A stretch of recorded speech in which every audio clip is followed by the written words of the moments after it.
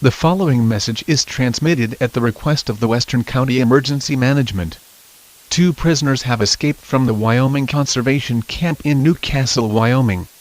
Escapee 1 is Jason Edward Green.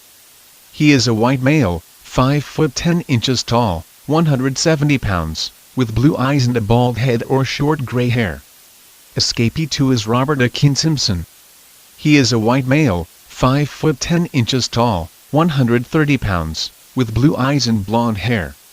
If seen, do not approach, and call Newcastle Police Department or 911.